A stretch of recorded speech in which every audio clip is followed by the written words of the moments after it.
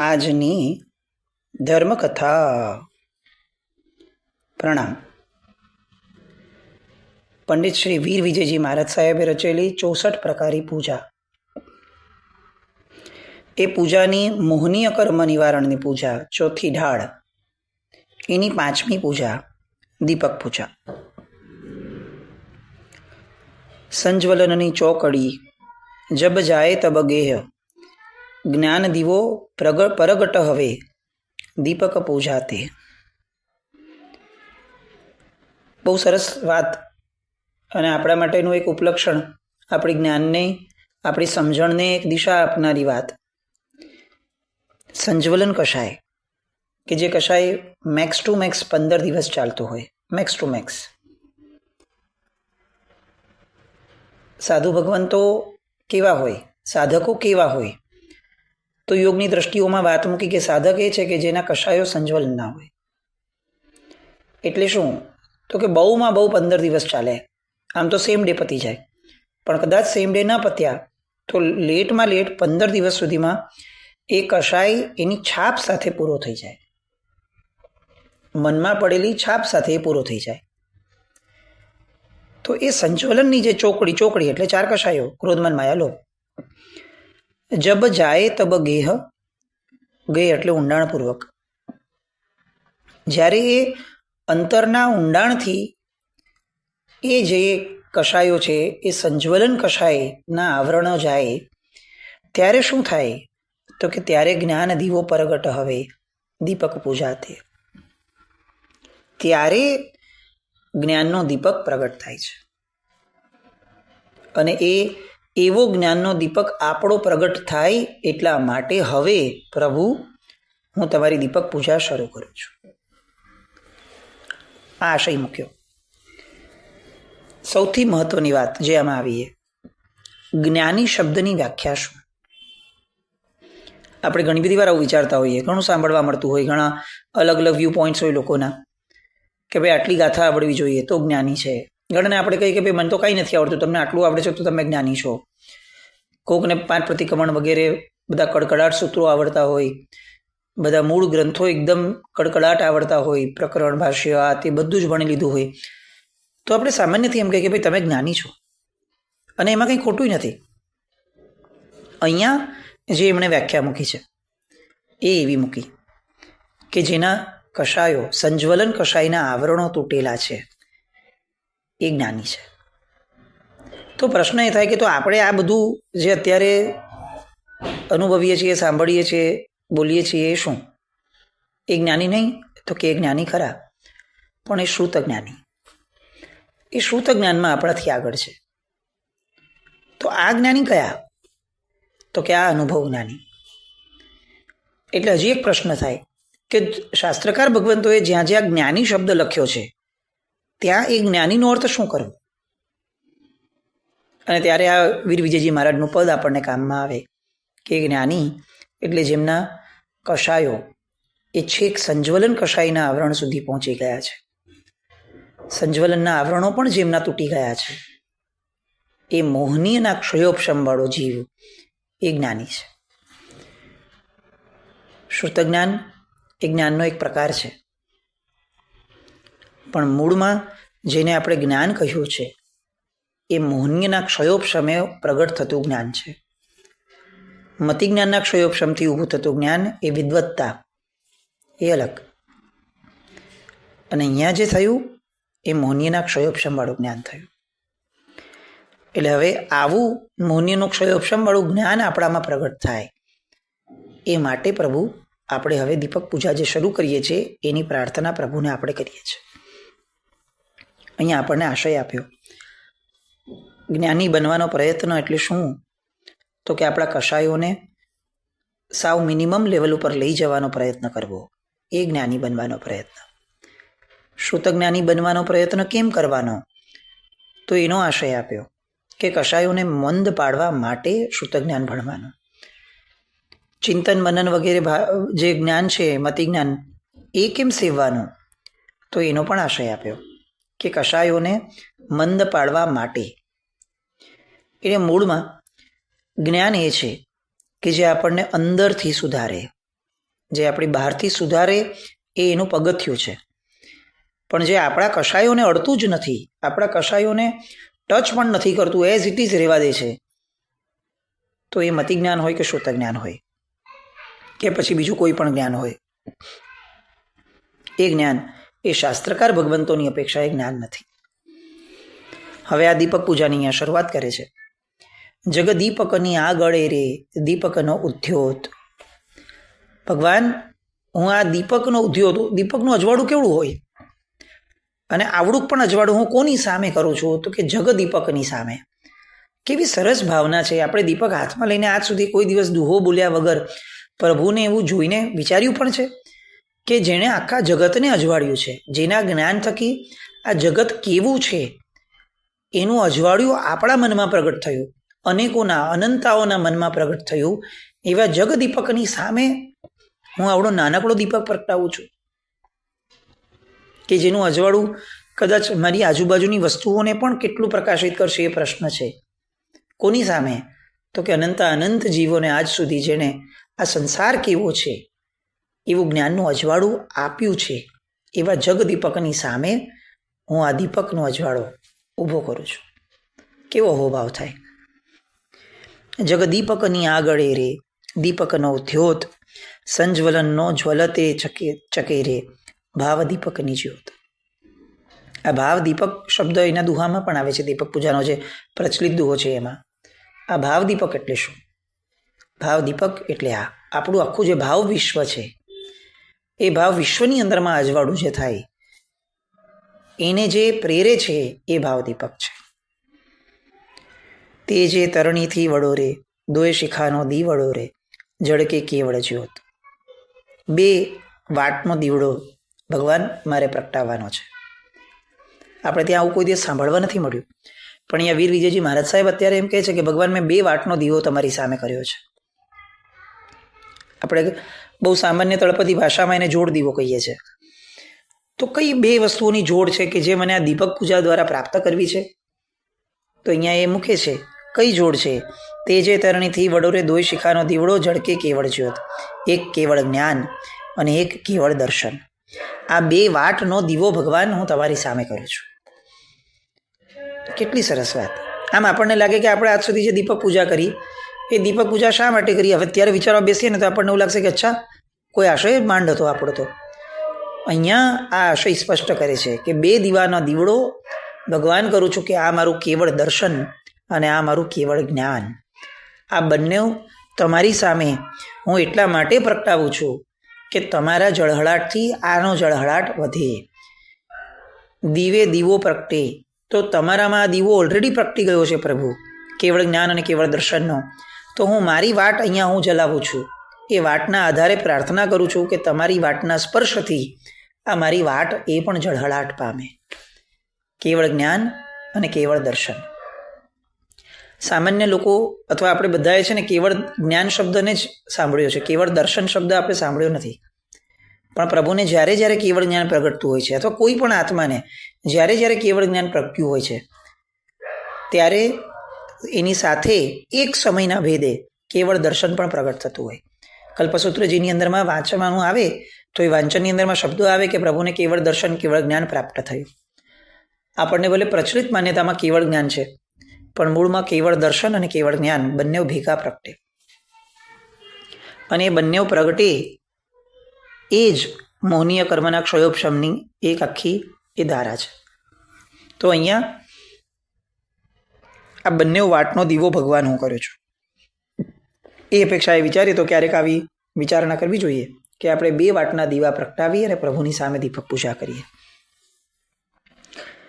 બંધ સ્થિતિ પૂર્વ પરેકે સંજવલન તિગજાણ બંધ ઉદય સત્તા રહે રે અનિયટ્ટી ગુણઠાણ. અહીંયા ફરીથી બધી પ્રકૃતિગત વાતો, કર્મની જે પ્રકૃતિઓ છે એની વાતો આવે છે, ટેકનિકલ વાતો. સંજ્વલન કશાયની સ્થિતિ કેટલી? તો કે 40 કોડાકોડી સાગરોપમની. એ પૈકી પહેલાના જે 4 પહેલા એ 4 જે છે એમાંના પહેલા 3 એટલે કે ક્રોધ, માન ને માયા, આ 3 ક્યાં સુધી રહે? તો કે ઉદય અને સત્તા બંને પ્રકારે 9માં અનિવૃત્તિ ગુણ સ્થાનક છે ત્યાં સુધી એ રહે છે. સૂક્ષ્મ લોભ 10મે ગુણ સ્થાને પણ રહે. પણ બાકીના જે ત્રણેય કષાયો છે એ તો નવમે જ પૂરા થઈ જાય. ન એનો ઉદય ન એની સત્તા, કંઈ જ નહીં. બંધ તો પહેલાં જ પૂરો થઈ ગયેલો, ઉદય અને સત્તા પણ પૂરી થઈ જાય. આ ગુણ સ્થાનકોની વાત છે. લોભ દશા અતિ આ કરી રે, નવમે બંધ પલાય, ઉદય ને સત્તા જાણીએ રે, જે સૂક્ષ્મ સંપરાય. હવે અહીંયા 10મા ગુણ સ્થાનકની લોભની વાત કરે છે. આપણો અનુભવ એમ કે છે કે ક્રોધ, અહંકાર, માયા અને લોભ આ ચારમાં સૌથી ભયંકર અહંકાર છે. કેટલાકનો અનુભવ એવો હશે કે નહીં, સૌથી ભયંકર ક્રોધ છે. આપણામાંના બહુ જ રેયર લોકો હશે કે જેને સહજતાથી પૂછે કે ભાઈ કયો કશાય સૌથી ભયંકર તમારા જીવનમાં તમને લાગ્યો, તો કદાચ બહુ રેયરના જવાબ આવશે કે લોભ. પણ શાસ્ત્રકાર ભગવંતો અને કર્મની પ્રકૃતિઓ એમ કહે છે કે આ બંને કશાયો, આ ત્રણેય કશાયો, ઇવન ઇન્ક્લુડિંગ માયા, ક્રોધ, માન અને માયા, આ ત્રણ વેલા જાય, સૌથી ભયંકર લોભ છે કે જે આ બધાની પછી જાય. આપણો અનુભવ એટલા માટે નથી કારણ કે આપણી વિચારણા જે એ બાબતની નથી. મને લોભ છે. આજે આમ આપણે દીપક પૂજા કરતી વખતે, દીપક પૂજાની ઢાળમાં આજના દિવસમાં આવું વિચારીએ કે મારા લોભ ક્યાં ક્યાં છે. મારા જીવનમાં લોભ એટલે શું? આ લોભની સૌથી પહેલાં તો આપણે વ્યાખ્યા કરવી પડશે કે આપણી દ્રષ્ટિએ લોભ એટલે પૈસા મેળવવાની વૃત્તિ. તો કે એની ના પડે છે. પૈસાની વૃત્તિ એકલી નહીં, લોભને તો પૂતગલની મેળવવાની વૃત્તિ સાથે લેવા દેવા છે. કોઈ પણ ભાવ, કોઈ પણ લાગણી મેળવવા માટેની વૃત્તિ થાય એ પણ લોભ છે. એ પ્રાપ્ત કરવા માટે અથાગ પુરુષાર્થ કરવાનું મન થાય એ પણ લોભ જ છે. કેટલીક વાર આપણને એવું લાગે કે આપણે દાન કર્યું, દાન તો આપણે કોઈ એક અલગ આશયથી કર્યું હતું, પણ હવે 10 જણની વચ્ચે બેઠા છીએ અને 10 જણમાં આ વાત ચાલી નીકળી કે જો આવા દાન કેટલા સરસ આ દુનિયામાં થાય છે, તો આપણો અંદરનો લોભ હવે સળવળાટ ઊભો કરે કે હમણાં મારું નામ આવશે, હમણાં મારું નામ લેવાવું જોઈએ. પણ કદાચિત એવું બને કે એ દિવસે આપણું નામ જ ન આવે, ભાઈ એની રીઝન. તો હવે જે આપણને એ સમયે ક્રોધ પ્રગટે છે કે આરો કેવા માણસો છે, મેં આટલું દાન કર્યું, આ લોકો મારું નામ નથી લેતા. આપણે એને ક્રોધ તરીકે જોઈએ છીએ કે મને મારો અહંકાર ન પોષાયો, એના માટે મને ક્રોધ આવ્યો. પણ ટેકનિકલી આ માન કે ક્રોધ બેમાંથી કંઈ નથી. મૂળમાં આ મારી પ્રખ્યાતિ, મારા દાન ધર્મ દ્વારા મને જે મોટાપણું મળવું જોઈતું હતું, એનો લોભ એ સૌથી મોટા મૂળમાં છે. માન મેળવવાની વૃત્તિ એ પણ લોભ છે. માયાનું મૂળ કારણ પણ લોભ છે. અને ક્રોધ પણ એટલા માટે થાય છે કારણ કે લોભ પોષાયો નથી. તો આ લોભ મેળવવાની વૃત્તિ પૈસાની એકલી સીમિત નથી, બાઉન્ડ્રી બધું જ મેળવવાની વૃત્તિ, એક નાનકડું રેકોગ્નિશન મેળવવાની વૃત્તિ. આટલું કામ કરું છું, કોઈ એકવાર કંઈ પણ નથી દેતું કે જુઓ તમે બહુ સરસ કામ કર્યું, હા જમવાનું આટલું સરસ બનાવડાવ્યું, કેટલું સરસ મહેનત કરીને મેં બનાવ્યું. કોઈ એવું નથી કહેતું કે આજે જમવાનું સરસ બન્યું છે. આ લોભ છે. આવા તો હજારો લાખો લોભ આપણે આપણા મનમાં પાડીને બેઠા છીએ. અને એ અપેક્ષાએ અહીંયા શાસ્ત્રકાર ભગવંતો આપણને આ વાત મૂકે છે. શું? તો કે લોભ દશા અતિ આ કરી રે, નવમે બંધ પલાય, ઉદયને સત્તા જાણીએ, જે સૂક્ષ્મ સંપરાય. અતિ આકરી જો કોઈ કશાયની પરિણતિ છે, દશા છે આપણામાં, તો એ લોભની છે. છેવટે આપણને એમ લાગે કે 9મા ગુણ સ્થાનક સુધી પહોંચેલા આત્માને લોભ હોય? તો કે હોય. કયો હોઈ શકે? તો કે મારે મોક્ષ મેળવવો છે, આવી પ્રાપ્તિનો પણ લોભ, એ પણ હોઈ શકે. કારણ કે અહીંયા તો હવે બધી જ પ્રાપ્તિની આખીને આખી ધારા જેટલી છે એ ચકનાચૂર કરવાની છે ભાઈ.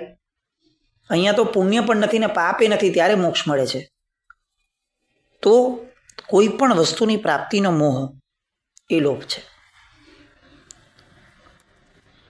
ઉદયને સત્તા જાણીએ, જે સૂક્ષ્મ સંપરાય. સાહિબ શ્રેણી સંચર્યા રે, લોભનો ખંડ પ્રચંડ, ગુણ ઠાણા સરીખો કરી રે, ખેરવ્યો ખંડો ખંડ. શું વાત કરે છે પ્રભુની? તો કે પ્રભુ અહીંયા વર્ધમાન સ્વામી ભગવાનની અથવા એમના અન્વયે તીર્થંકર પરમાત્માઓની વાત કરે છે કે એ પણ પરમાત્માઓ પણ અને જેમણે પણ શ્રેણી માંડી છે એ બધા જ મુનિ ભગવંતો, બધા જ સાધકો, એમનો આત્મા જ્યારે 9મા ગુણ સ્થાનકે રહી અને લોભના ટુકડા કરી નાખે છે, એને ક્ષીણ કરી નાખે છે, ખતમ કરી નાખે છે, ત્યારે એ 10માને ક્રોસ કરી શકે છે.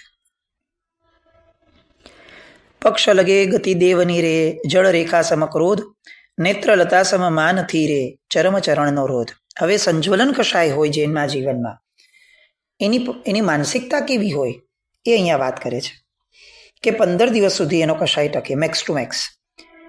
એનો કશાય, એનો ક્રોધ કેવો હોય તો કે પાણીમાં આંકેલી લીટી જેવો ક્રોધ હોય.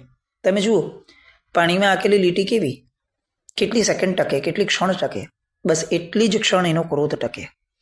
આ સંજ્વલન કશાયનું સ્વરૂપ છે. મુનિઓ કેવા હોય તો કે સંજ્વલનવાળા જ હોય. સાધક કેવો હોય તો કે સંજ્વલનવાળો જ હોય. સાવ કશાય તો દૂર નથી થવાના. તો આપણને કેટલી લિબર્ટી, સ્પેસ આપી મેક્સિમમ તો કે 15 દિવસની. અને ક્રોધ કેવો કરવાનો તો કે પાણીમાં રેખા દોરવા જેટલો. કેટલીક ક્ષણ માટે પાણીમાં રેખા વચ્ચે આવે તો ડિવાઈડ થઈ જાય પાણી, પણ બીજી જ ક્ષણે પાણી પાછું પોતાનું સ્વરૂપ લઈ લે. બસ આવો ક્રોધ જેને આવે એવું સાધકપણું, એ ભગવાન મને આ દીપક પૂજા દ્વારા પ્રાપ્ત થયા. મારો ક્રોધ તો બહુ લાંબો ચાલે, વર્ષો સુધી ચાલે, કેટલાક ભવોથી લઈને પણ આવ્યો હોય એવું પણ બને. કોઈક આત્માને આ ભવમાં મેં કાંઈ કર્યું નથી, એણે મારું કાંઈ કર્યું નથી, અને મેં એનું કંઈ બગાડ્યું છે, ને એણે મારું કંઈ બગાડ્યું છે, અને તેમ છતાં પ્રભુ એને જોઈ અને મને એના પ્રત્યે કોઈ આમ સાદુભાવ નથી જાગતો. ઉલટાનું એમ થાય કે ભાઈ એની ઉપેક્ષા કરવાનું મન થાય કે આ નથી જોઈતો, બીજા બધા સાથે ચાલશે, આ નથી જાગતા. કોઈ પૂછે કેમ તો કે એ ખબર નથી, બસ મને નથી ફાવતો. આ નથી ફાવતો એ કેમ છે, એના ઊંડાણમાં જવાનો પ્રયત્ન કરીએ તો જવાબ મળે. કારણ કે પૂર્વ ભવનો ક્રોધ એ આત્મા પ્રત્યેનો, ત્યારે કદાચ એ કોઈ બીજો સ્વરૂપમાં હશે, આપણે બીજા સ્વરૂપમાં હશું, પણ ક્રોધ જે સ્વરૂપમાં હતો એ જ સ્વરૂપમાં આ ભવની અંદરમાં પણ કેરી ફોરવર્ડ થયો. તો ભગવાન, મારો ક્રોધ પાણીની રેખા સમો થવો જોઈએ એવું તમે મને કહો છો, જો હું સાધનાના ક્ષેત્રમાં છું તો. અને આ તો હું ગયા ભવથી રાખીને બેઠો છું અને હજી હું એને ચલાવું છું. તો મારે જો સંજ્વલન કશાયમાં જવું છે તો મારે સૌથી પહેલાં આવા જેટલા પણ ક્રોધ છે કે જે વર્ષોથી ચાલતા આવ્યા છે, મહિનાઓથી ચાલતા આવ્યા છે, એ બધાને મિનિમાઇઝ કરી અને 15 દિવસ મેક્સિમમ એ લેવલ પર લાવવા જોઈએ. આ મારો ધર્મ છે. હું ધર્મી તો ગણાવું જો હું આવું કરું. હું ફક્ત ક્રિયાઓ કરી રાખું અને નામનાઓ લઉં તો એ તો મારા લોભનું પોષણ હોઈ શકે, મારા ધર્મનું પોષણ ન હોઈ શકે. તો અહીંયા પક્ષ લગે ગતિ દેવની રે, જલરેખા સમ ક્રોધ. સંજ્વલન કશાયમાં જીવ અગર આયુષ્ય કર્મનો બંધ કરે તો એ દેવલોકમાં જાય. સાધુ ભગવંતો કાળ કરી અને લગભગ દેવગતિએ જાય. આવી જે વાત છે ને એનું મૂળ કારણ શું, એમણે દીક્ષા લીધી એ તો કે ના, એ સંજ્વલન કશાયમાં છે. એટલે આપણે ત્યાં તમે જુઓ, ચારિત્ર મોહનીય કર્મની વાત આવે છે ને એમાં ક્યાંય દીક્ષાનો શબ્દ જ નથી આવતો. ચારિત્ર મોહનીય કર્મની વાત છે ને બોલો દીક્ષા શબ્દ નથી. ચારિત્ર મોહનીય એ કશાયને તરતમતાના આધારે નક્કી થાય છે. આપણે એને વેશને તરતમતાના આધારે નક્કી કરી દીધા. વેશ એ આ કશાયોને ઓછા કરવામાં સહાયક બને છે. એટલે વેશની કિંમત છે કે ભાઈ મારે વેશ કેમ લેવો છે તો કે હું આ નિમિત્તોમાં રહું છું ને તો મારો કશાય ઓછો નથી થઈ શકતો. તો હું આ બધા નિમિત્તોથી પર થઈ જાઉં, એક અલગ વિશ્વમાં વયો જાઉં કે જેમાં મારે કોઈનો વ્યવહાર સાચવવાનો ન આવે, તો મારા કશાયોને હું મોડા પાડીશ. એ માટે દીક્ષા લેવાની હતી. પણ દીક્ષા એ સર્વસ્વ નહોતું, લક્ષ્ય નહોતું. મૂળમાં ચારિત્ર મોહનીય કર્મનો ક્ષયોપશમ એટલે શું તો કે કશાયનો ક્ષયોપશમ. તમે જુઓ, આ 5મી ઢાળ આવી, 5મી પૂજા આવી, હજી સુધી ક્યાંય પણ એમણે કશાય સિવાયની વાત નથી કરી. ચારિત્ર મોહનીયમાં ચારિત્ર મોહનીયનો ક્ષયોપશમ એટલે કશાયનો ક્ષયોપશમ. એ બહારની પરિસ્થિતિનો ક્ષયોપશમના આધારે નથી કે ભાઈ પહેલાં હું માર્ગાનુસારીમાં હતો, પછી હું શ્રાવક થયો, અને પછી વ્રતધારી થયો, અને પછી હું દીક્ષિત થયો, અને પછી હું આચાર્ય ભગવાન થયો. એની હારે આ ચારિત્ર મોહનીયને કોઈ લાગતું વળગતું દેખાડ્યું જ નથી એમણે. એ આવે તો આનંદ છે, એ પદ છે, એ અંદરની પાત્રતા લઈને આવે છે તો બહુ સારું છે. પણ અહીંયા મહત્તા પાત્રતાની છે. કઈ પાત્રતા તો કે કશાય ઘટાડવાની પાત્રતા. આપણે પણ આપણને જો ધર્મી ગણતા હોઈએ તો આપણા મોડા પડેલા કશાયના આધારે આપણને સર્ટિફિકેટ આપવું જોઈએ. પહેલાં મને બહુ ક્રોધ આવતો હતો, મારો ક્રોધ અનંતાનો બંધીનો હશે. હવે હું ધીરે ધીરે અપ્રત્યાખ્યાનીમાંથી પ્રત્યાખ્યાની પર આવ્યો. બસ હવે થોડું હજી જોર લગાડી દઉં, મનને સમજાવતો જાઉં, પ્રભુની ભક્તિ કરતો જાઉં, અને છેવટે હું સંજ્વલન પર આવું. આ મેં ધર્મ કર્યું એવું ગણાશે. આ મારા ચારિત્ર મોહનીયના ક્ષયોપશમની વાત ગણાશે. એટલે અહીંયા જલરેખા સમ ક્રોધ, નેત્ર લતા સમ માન ધીરે, ચરમ ચરણનો રોધ. આ કષાયના પ્રભાવથી શું થાય? નેતરની સોટી જેવો માન કષાય હોય. નેતરની સોટી હોય વાંસની, વાંસ જેવી, એ સોટી કેવી હોય? તો કે આમ ઝૂકે ને પછી તરત ઊભી થઈ જાય, ઝરૂકે ને તરત ઊભી થઈ જાય. તો એ જીવનો અહંકાર પણ કેવો હોય કે જરાક ક્ષણ માટે આવે ને પછી તરત પાછો થઈ જાય. તો આવો કષાય એનામાં હોય, માન કષાય. અને આવા પ્રભાવથી એ છેલ્લા યથાખ્યાત ચારિત્રને પ્રાપ્ત કરતા અટકાવે. પણ એના સિવાયનું પેલું આનું આખું ચારિત્ર એને પ્રાપ્ત થાય કેના દ્વારા? વેશ પરિવર્તન દ્વારા? તો કે ના, અંદરના કષાય પરિવર્તન દ્વારા. સંજ્વલન કષાયમાં એ ટ્રાન્સફોર્મ થાય એટલે એને મળે. માયા અવલેહી સમીરે, લોભ હરિદ્રા રંગ, ક્ષાયક ભાવે કેવડી રેશી શુભ વીર પ્રસંગ. માયા વાંસની ઉતરેલી છાલ જેવી હોય, લોભ હળદરના રંગ જેવો હોય, અર્થાત સહેલાઈથી શમી જાય એવા બધા ચારે કષાયો હોય. બસ આવા કષાયોનો ક્ષય કરી ક્ષાયિક ભાવનાઓથી આગળ વધનારો જીવ એ કેવળ જ્ઞાનને પામે છે. શ્રી શુભ વીર પ્રસંગ એટલે શું? કે વર્ધમાન સ્વામી ભગવાને જે પ્રસંગ મેળવ્યો કેવળ જ્ઞાન, એવો પ્રસંગ આપણને એ આત્માને પણ પ્રાપ્ત થાય. આવો પ્રસંગ આપણને દીપક પૂજા દ્વારા પ્રાપ્ત થાય. એવું આપણે પણ કંઈક જીવનમાં કરીએ એવી શુભ મંગલ કામના સાથે અટકે. પણ આજે આપણા જીવનમાં લોભ એક મહત્વની વાત, અને કેવળ જ્ઞાન અને કેવળ દર્શન, આ બંનેના મહત્વની વાત ફરીને સાંભળી અને ઉતારવા પ્રયત્ન કરીએ. જીના કંઈ પણ બોલાય તો મિચ્છામિ દુક્કડમ. જૈનમ જયતિ શાસન.